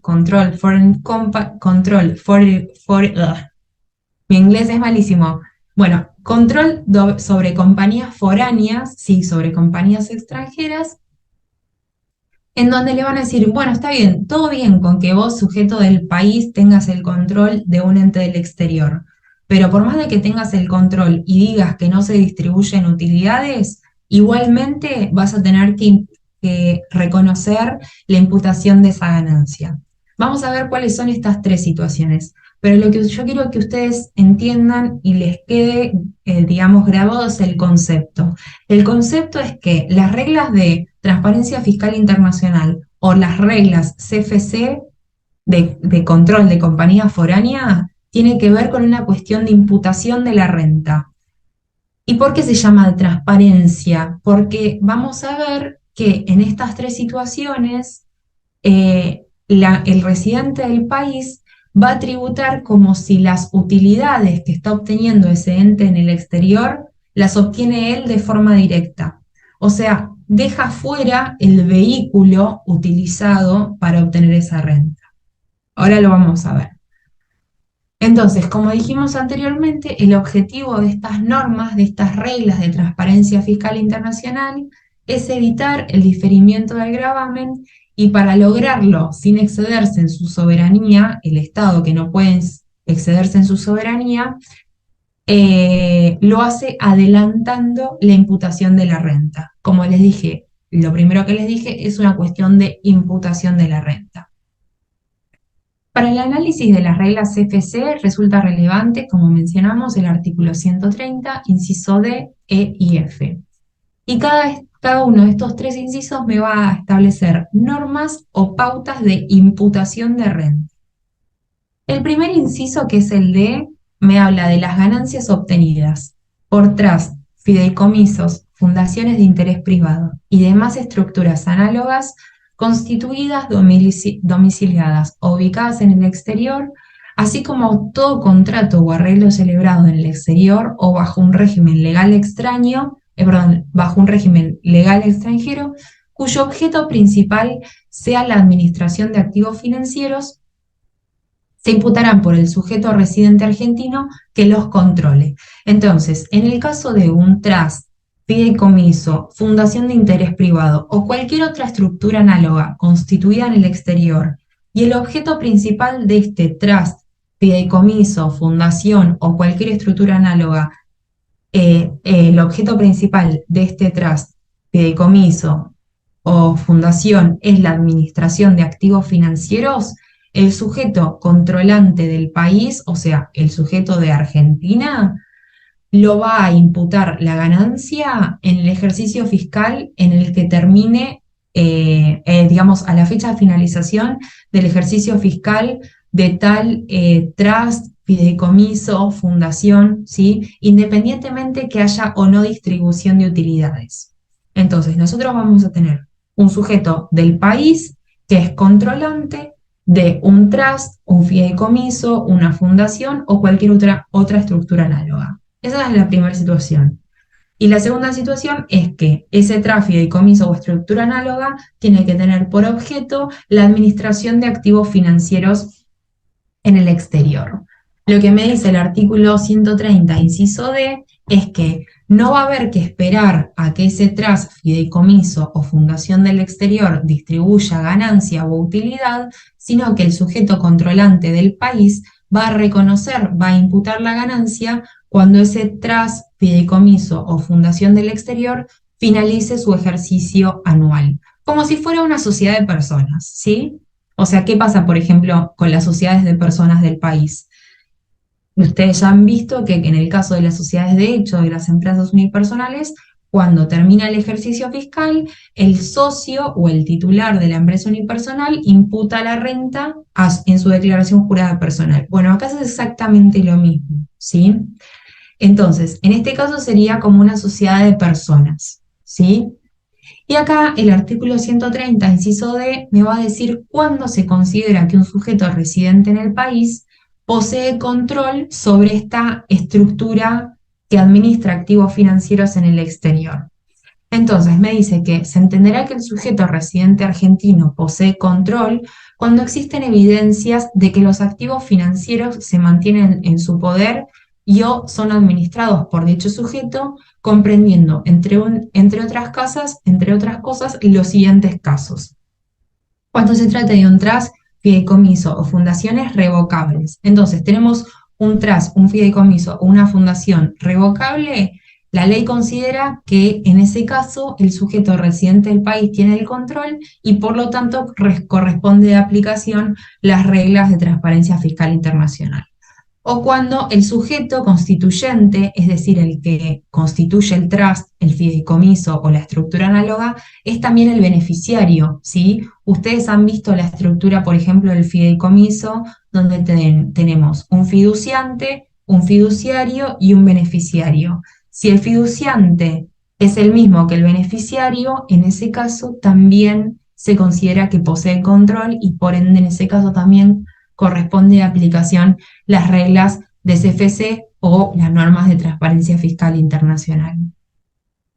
O cuando ese sujeto tenga poder de decisión en forma directa o indirecta para invertir o desinvertir estos activos financieros. ¿Se entendió este primer concepto? Entonces, Sí, profe, sí. una duda, ¿trust y fideicomiso no es lo mismo?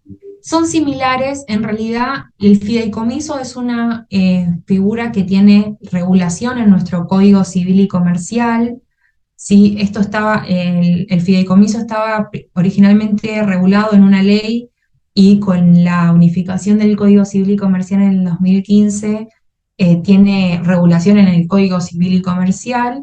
En cambio los trusts no tienen regulación local, o sea, no es una figura que vos vayas a encontrar en el Código Civil y Comercial. Acá yo les dejé una definición de trust, o sea, conceptualmente es lo mismo, ¿sí? Es un instrumento económico y jurídico del derecho anglosajón, por eso la palabra trust, por medio del cual se crea un patrimonio separado de la persona que lo origina y en el trust, en vez de llamarse fiduciante, se llama settlor, ¿sí? Pero la noción es la misma, o sea, tenemos un sujeto que entrega parte de su patrimonio a otro para que lo administre y obtenga beneficios.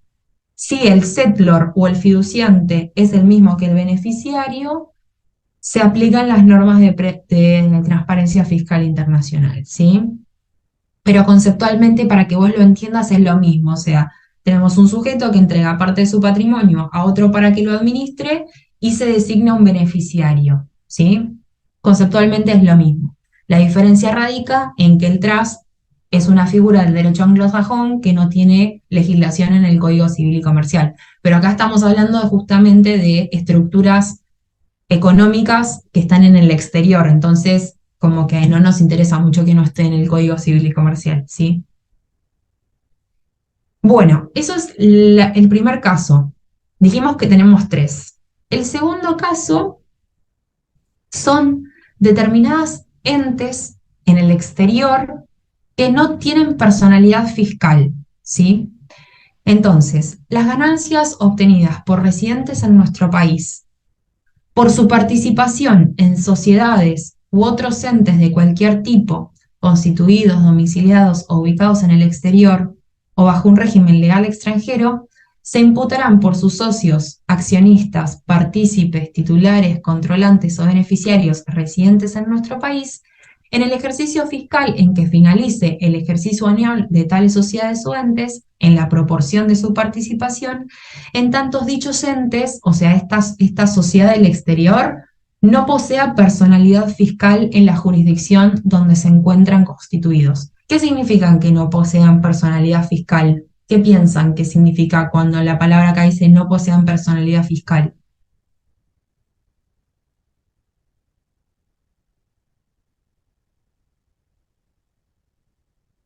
Básicamente significa que no sean sujetos de impuesto a las ganancias en ese país extranjero, ¿sí? O sea, no tienen personalidad fiscal, no son sujetos del impuesto a las ganancias de ese país extranjero. Bueno, entonces, en ese caso, no se va a esperar a que esa sociedad, ese ente del exterior, distribuya utilidad al residente en el país, sino que de la misma forma que en el anterior, se va a imputar la ganancia cuando ese ente, esa sociedad del exterior, finalice su ejercicio anual. De la misma manera que una sociedad de personas, ¿sí?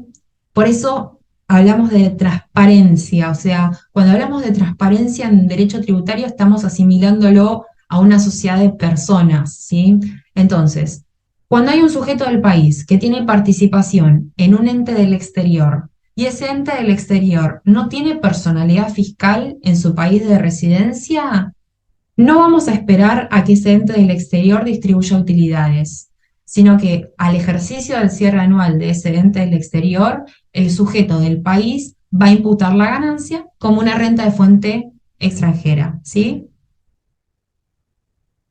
¿A qué alícuota o en qué categoría? Y bueno, ahí si estamos en una participación societaria, va a ser una renta de segunda categoría, fuente extranjera, ¿sí? Y acá es el tercer caso de transparencia fiscal internacional, es un cachitito más complejo. ¿Por qué? Porque para que resulte de aplicación las normas de transparencia fiscal internacional, deben cumplirse una serie de requisitos de forma concurrente. Entonces, ¿cuál es la tercera situación de CFC Rules o de transparencia fiscal internacional? En el caso de ganancias obtenidas por la participación directa o indirecta en entes de cualquier clase, constituidos, domiciliados o ubicados en el exterior, no comprendidos en los puntos precedentes, es decir, no es que se trata de un ente sin personalidad fiscal y tampoco es que se trata de un trust, un fideicomiso o una estructura análoga, en tanto se verifiquen los siguientes requisitos en forma concurrente. En primer lugar, el sujeto residente en nuestro país debe poseer el control en el patrimonio, los resultados o los derechos de voto de la entidad no residente. Y acá el artículo 130, inciso F, me da una serie de circunstancias donde se considera que el sujeto residente en el país posee el control. Entonces, me dice que el requisito del control se va a considerar verificado cuando los sujetos residentes en el país posean una participación igual o superior al 50% del patrimonio, los resultados o los derechos del voto o los derechos de voto de la entidad no residente. por sí o conjuntamente con otras entidades sobre las que se posea control o vinculación, o con el cónyuge, o con el conviviente, o con el pariente en línea ascendente, descendente o colateral, por consanguinidad o afinidad hasta el tercer grado inclusive. O sea, vean que es súper amplio la definición de control que me está dando acá el artículo 130, inciso F. También me dice que este requisito se puede considerar cumplido independientemente del porcentaje de participación, acá puede ser 10, 20, 30, 5, 2%, o sea, independientemente del porcentaje de participación, cuando los sujetos residentes en el país posean, bajo cualquier título, el derecho a disponer los activos del ente del exterior, o tengan derecho a la elección de la mayoría de los directores o administradores, y o integren el directorio o el consejo de administración, y sus votos sean los que definan las decisiones que se tomen, o posean facultades de remover a la mayoría de los directores o administradores, o posean un derecho actual sobre los beneficios del ente. O sea, vean acá que la definición de control que me está dando el artículo 130, inciso F, no se agota con poseer más del 50% del patrimonio o los derechos de voto, ¿sí? En el trabajo práctico, creo que es el 61, dice, enuncie 2 ejemplos de control. Bueno, son todos estos, ¿sí? Las definiciones de control son los que están en el artículo 130, inciso F, ¿sí? Siempre que estemos hablando de entes que no sean trust, fideicomisos o estructuras análogas, porque en ese caso me tengo que ir a lo que me decía acá, cuando se trate de un trust, un fideicomiso o fundación revocable, cuando el sujeto constituyente también es el beneficiario, ¿sí? O sea, ese era en el caso de trust, cuyo objeto principal es la administración de activos financieros. Bueno, el primer requisito entonces es el tema del control. Y el control entendido en todos estos términos que enumeramos recién. El otro requisito es que ese ente del exterior obtenga determinado tipo de rentas.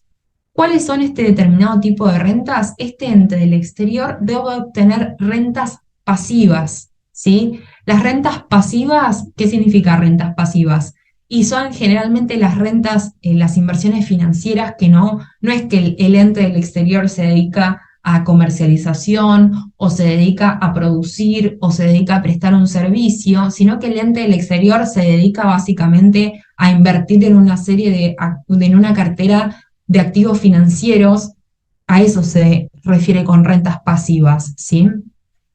Entonces, que la entidad del exterior obtenga determinado tipo de rentas. Rentas pasivas cuando representen al menos el 50% de los ingresos del año o el ejercicio fiscal, o ingresos de cualquier tipo que se generen en forma directa o indirecta, gastos deducibles fiscalmente para los sujetos vinculados residentes en el país, o cuando la entidad del exterior no disponga de una organización de medios materiales y personales necesarios para realizar su actividad.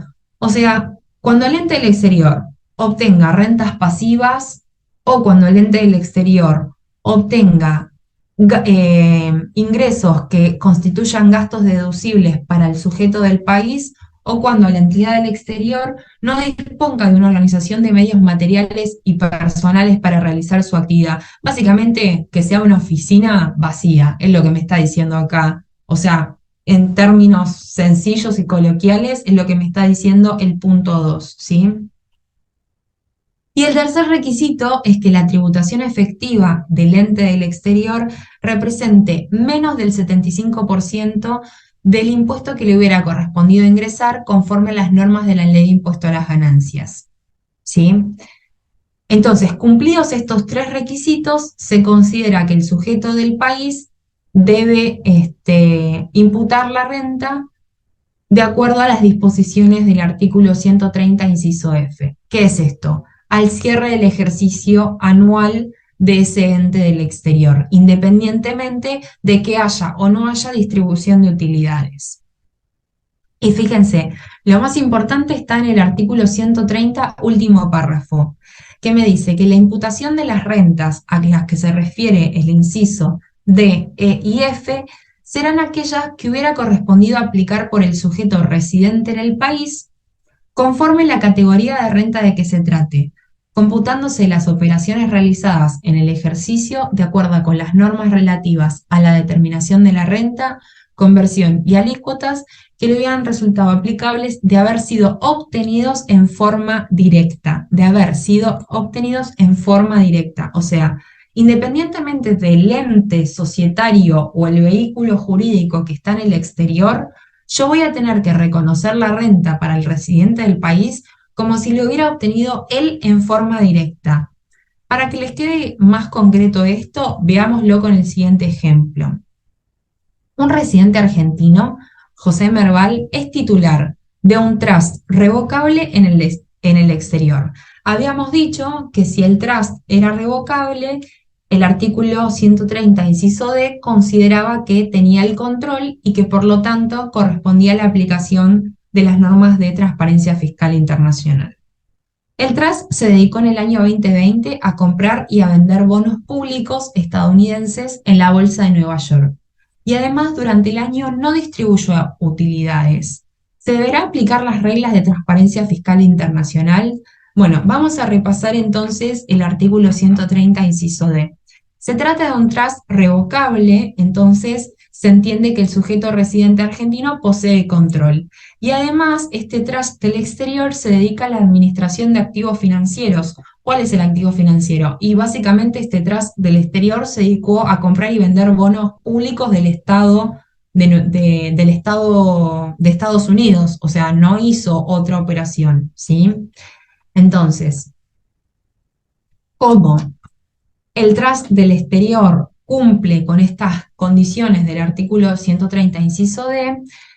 El residente local, es decir, José Merval, deberá aplicar las reglas de transparencia fiscal internacional. Aunque no se hayan distribuido ganancias, el contribuyente omitirá, ¿sí?, omitirá la existencia del trust del exterior y procederá a imputar en el año 2022 en cabeza suya las operaciones de compraventa de bonos como si las hubiera efectuado en forma directa. Es decir, como si José Merval hubiera obtenido utilidad por la compraventa de bonos públicos, ¿sí?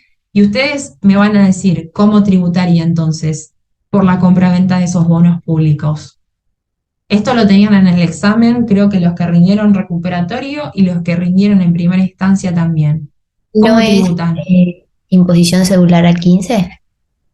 Imposición cedular, bonos de Estados Unidos. Ah, no, global, pero el 15 igualmente. Exactamente, o sea, dentro del esquema de imposición global, a la alícuota del artículo 94, tercer párrafo, alícuota proporcional del 15%, independientemente de que el trust del exterior haya o no haya distribuido utilidades, ¿sí?